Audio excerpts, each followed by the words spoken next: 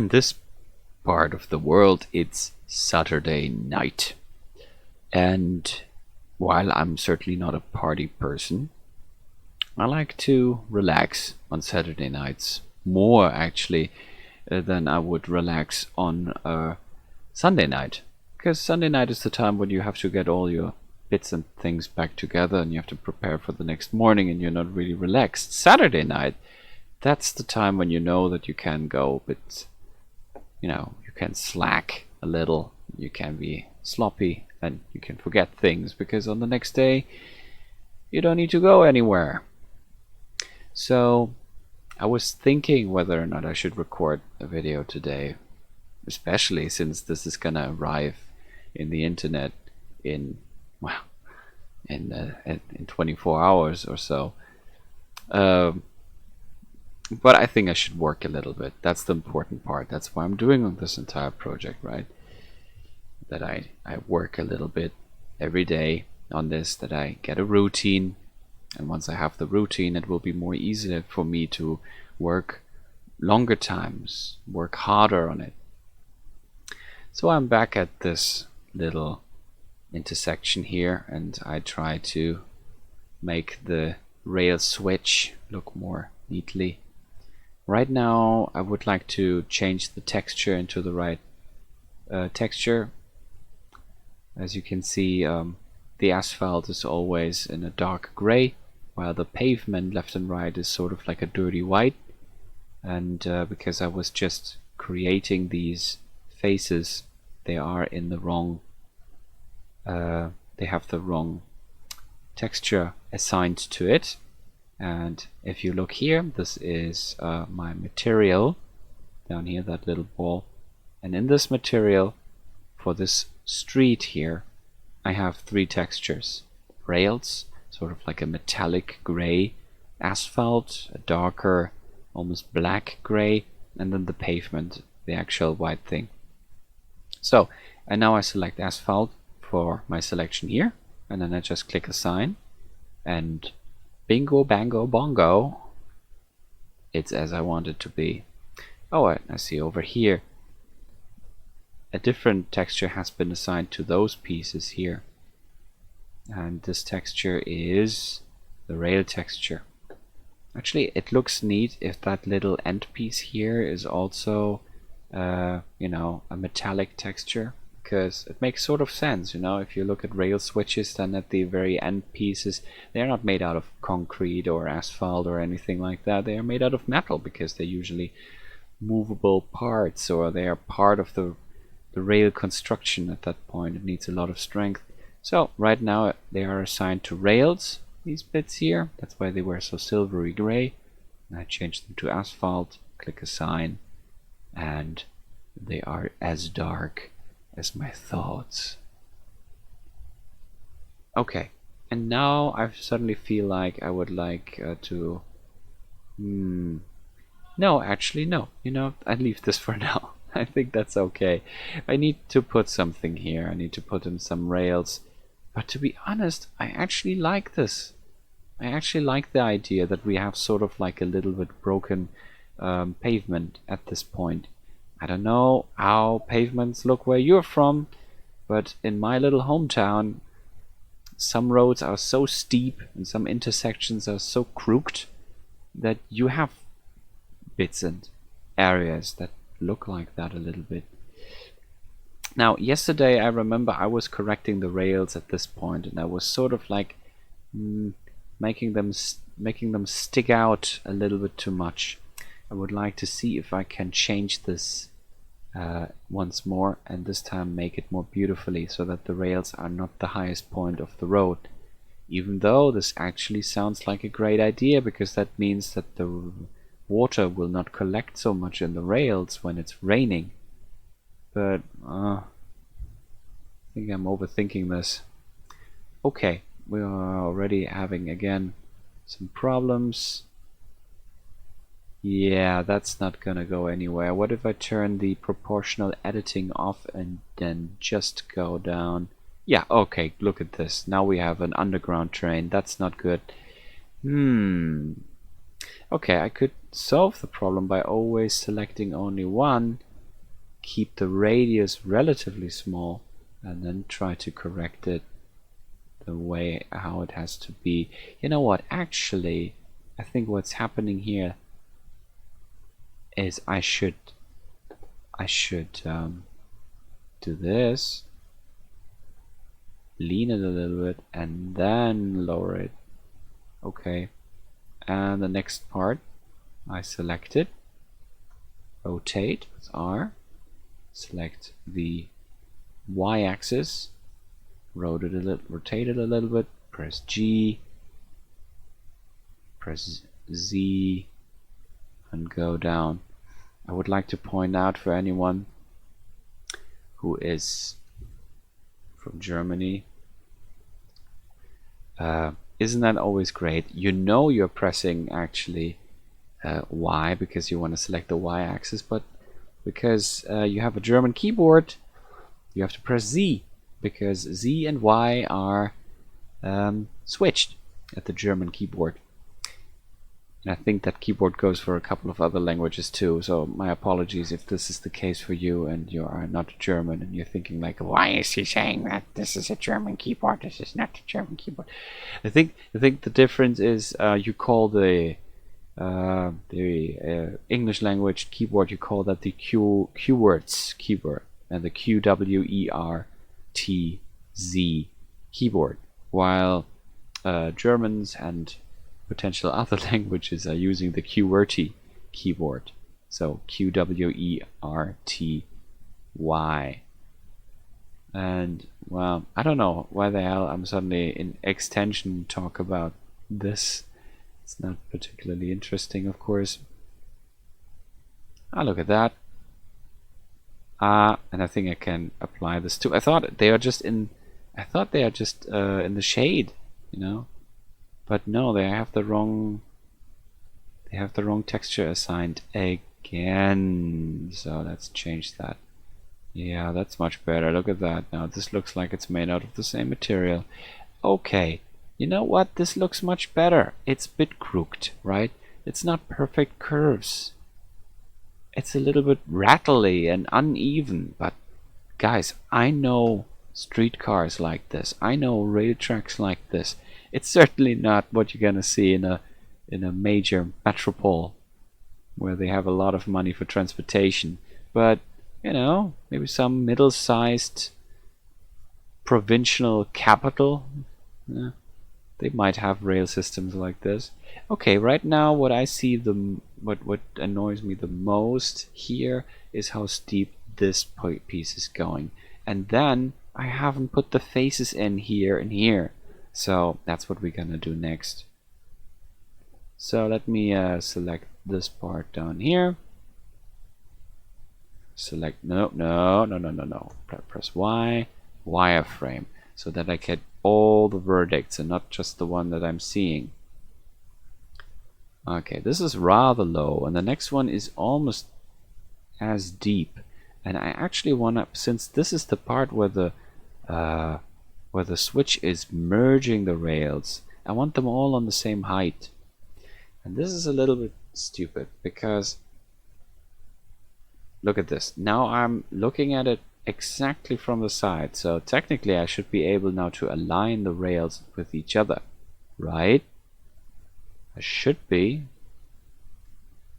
But there is so much stuff that I'm not so sure if I can get it done.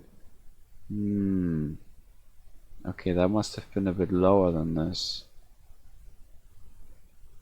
Maybe like that. Okay, let's check one more time. It's still too low. Okay, I don't know which lines I'm following here, to be honest. Okay, I press 1. And now I'm looking at it from the front. What if I'm lifting this up here? And then have a look. Oh, now it's too high. Okay, one more time. Pressing 1. Let's get a little lower than this. How's about here? Half the height of the rail. I think this is almost perfect. I think it's still a bit going down, but it's alright. So, but wait a second, doesn't this mean that the rails are going down and up at this point. That is a bit weird. Yeah, it's like they come down here and they're already getting a little bit into almost looks like they're getting a bit sidewinded, and then they're coming here and there's sort of like a little depression down here, and for the rail switch they're coming back up again. You know what? I don't know yet if I like that. It might actually be the right thing. This might be the little imperfection that makes this rail look more natural in the end. I had this several times, you know. Sometimes, because I see this, that people are doing a lot of calculations, and I think that is very, very necessary. You know, for example, if you want to calculate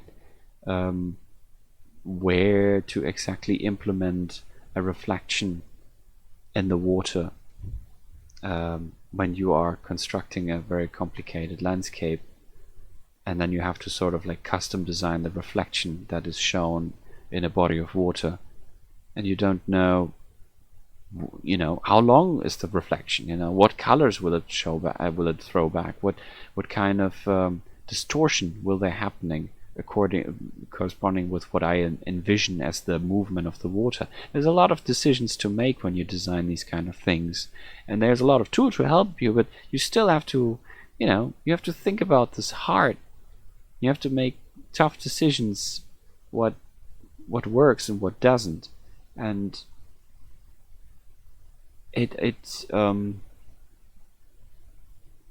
yeah, it has this big problem that you know, you are not you're calculating it, and then you actually, by the math, you have done everything right, but then when you look at it, it's sort of not correct. And other people have a different approach and try to develop a feeling for this kind of thing. And while that is difficult to do for every potential thing that you ever have to draw and design and to create, I believe that in the long run, this is the better method. It's better to sort of eyeball everything and then just try to somehow, you know, to make it look right. I think because that's our ultimate goal, right? We do not actually try to rebuild something here. We try to make it look right. If it looks all right, then nobody will bother. If it looks sort of unrealistic, then we are teleporting our audience into the uncanny valley, and that's not a place we like to be. So I'm sort of aligning this with each other. Now I'm getting confused again though. So I lowered this a little bit. Is this alright now? But this part is actually, no, I heightened it. This part is actually too low. Okay, let's try that. We go back to wireframe. Left click, left click. Okay. You're right. And then I want to see it from the front, and then now it's over here in the selection. And from all these verdicts that are stretching left and right, I don't know which one are representing the rails. Is this now aligned with the rail on the other side? I fairly hope it is. I can now see that the curve that this rail is doing here alongside and with the other is not perfectly smooth. We already have a lot of imperfections here. This is not a very good curve. It's a rattly curve that is sort of like S-bend slightly, very, very slightly. Oh, and I see that this part here is way too high. Did I just corrected a mistake into it, or was that already there? This is way too high. Was that already there? Did I just do that? Alright, okay, let's get rid of it. I have it. Good. Press 1. There it is. Now I have to make again a tough decision. Is that right? Press Y and Z, press Z and press 6. I can see, no, that was not right. Press Z and press 4. Now, try again. Press Z and press 2. There we go. You know, reading would help. Could have just read the instructions. Alright, I'm not really happy with this. It's still too high. Okay. What? No. No. Wireframe. Okay, how's about I'm bending this down here? Alright. Let's have a looky look. No, press Z and press 2. That's basically what I'm doing today. I'm trying to get a feeling for the keyboard shortcuts that I'm using. Okay, press Z and press wireframe and then press C and select all of those. Press 1, go to the side. Where are we? I don't know. This is a very long and complicated mesh. There has to be a better way how I'm doing this in the future. Ah, there you are hiding. Okay. I knew that my little G string would get you out of your protective shell. Okay.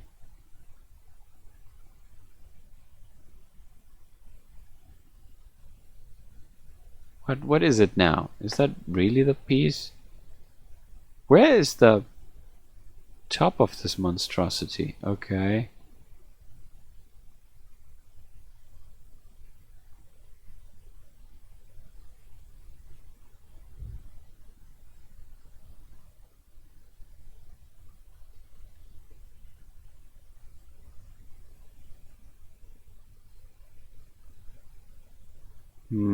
I don't know if I'm doing this very good right now here.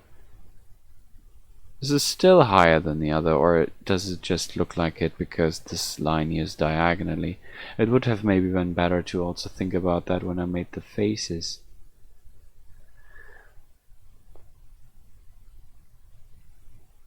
It's slightly higher. I think this is you know, here's the thing. In the end, all I'm gonna do is I'm gonna have a camera inside a mock-up rail car, and it will go down this road. And important is that the people are not looking at this road and thinking, huh, that's a strange piece of road there. Why is it looking like this?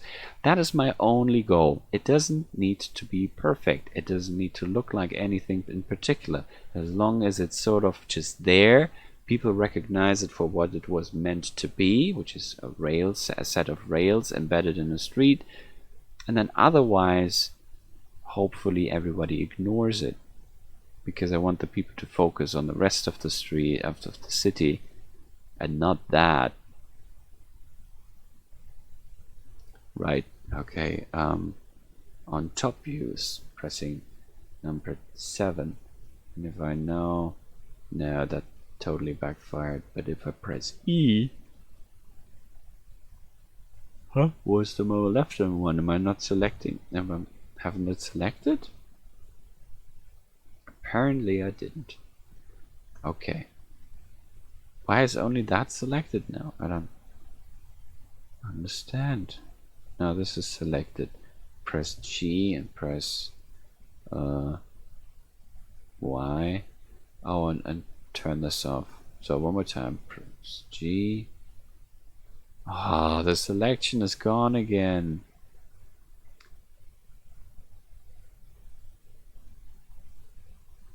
Yeah, there's 2 verdicts over there. That's why I don't see that I've already selected it. Okay, let's go back to top.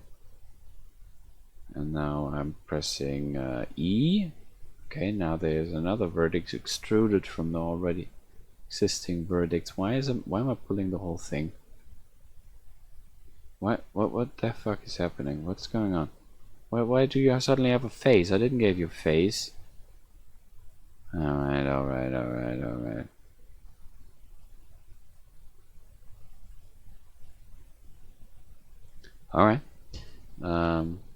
Number 7. And now extrude. No. Press E, press G, and press Z. Now press. What the hell is happening? Why can't I fix this?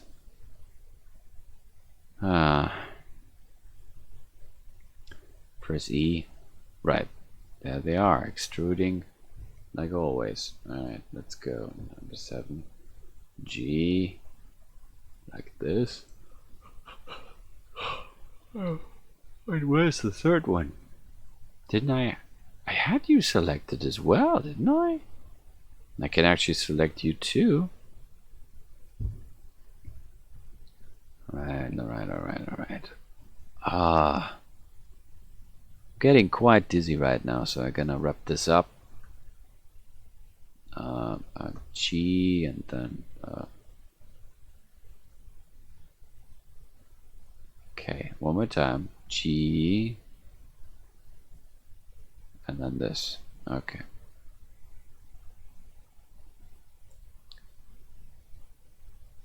Alright, so here's the thing. The next step is fairly simple. These roads have a little iron band on the side, and then for some strange reason it's now continued. Seems like I'm missing a part, and then over here, this is where the I was just about to say this is where the Austrian Empire starts, because in my dreams, in the dream that I just flashed up, for some strange reason, Germany and Austria are in a conflict, and the Austrian Empire has closed all the borders. That's what's happening to you guys when you try to do a complex thing like Blender and then talk to the internet and then on the same time be super tired. So I think I will now go to bed and try to figure out what's going on with the Austrian Empire, and I strongly suggest you to read up on it, even though my history might a little bit differ from what you guys can read. Yeah, I try to get my energies back, and I try to do a little bit more tomorrow. I think even though this was a very brief section, this was good, because I can see that the damages that are done on the street here are not as bad as I thought. And I think if it's too bad later for the camera to convincingly roll over it pretending to be a streetcar, I think all of that I can fix. Yeah.